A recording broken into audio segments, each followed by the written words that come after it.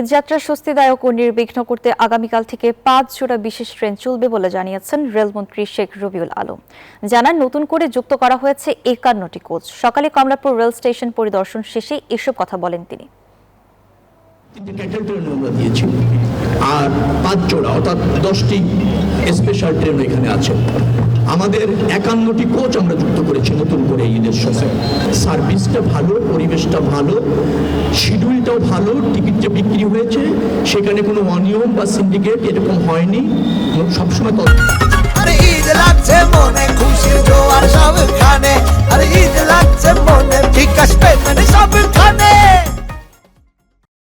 কি আছে অনলাইনের ভিত্তিতে যে আগে নক করেছে তাকে আমরা টিকিটটা দিতে সক্ষম হয়েছি।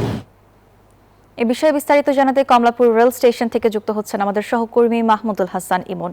ইমন, ঘরমুখো মানুষের ভিড় কেমন দেখতে পাচ্ছেন? ট্রেনের শিডিউল বিপর্যয় নিয়ে কোনো তথ্য রয়েছে কিনা, বিস্তারিত জানান। আমি কমলাপুর রেল স্টেশনে সকাল থেকে আছি এবং প্রচুর চাপ আমরা দেখতে পাচ্ছি। আরেকটি তথ্য যেটি আপনাকে জানিয়ে রাখতে চাই সেটি হচ্ছে যে ট্রেনের শিডিউল বিপর্যয় বলতে গেলে আমি সকাল থেকে এখানে এসেছি, এই পর্যন্ত পাওয়া তথ্যে জানা গেছে যে 3টি ট্রেনের শিডিউল বিপর্যয় হয়েছে। তার মধ্যে একটি ট্রেন হচ্ছে বুড়িমারি এক্সপ্রেস, যেটি আসলে লালমোহন, সেই ট্রেনটি 8:30টার দিকে ছাড়ার সময় থাকলেও এখন বাজে 11টার বেশি, এখন পর্যন্ত ট্রেনটি ছেড়ে যায়নি। এটি হচ্ছে শিডিউল বিপর্যয়ের তথ্য।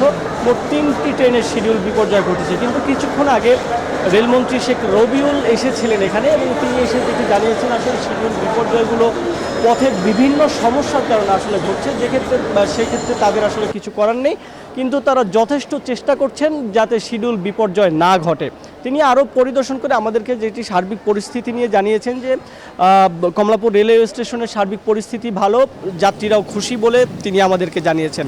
আরও আগামীকাল থেকে 10টি বিশেষ ট্রেন চালুর ঘোষণা তিনি দিয়েছেন, যেটা আগামীকাল থেকে চালু হবে। একই সাথে যে পরিমাণ যাত্রী ট্রেনে যাতায়াত করেন এর থেকেও যাতে 25% যাত্রী ট্রেনে যাতায়াত করতে পারে সেই ব্যবস্থা তিনি করে দিয়েছেন, বা সেই যাতায়াত ব্যবস্থার জন্য স্ট্যান্ডিং যে টিকিট আছে ওই টিকিটের ব্যবস্থা বা টিকিট চালু আছে বলে তিনি আমাদেরকে জানিয়েছেন।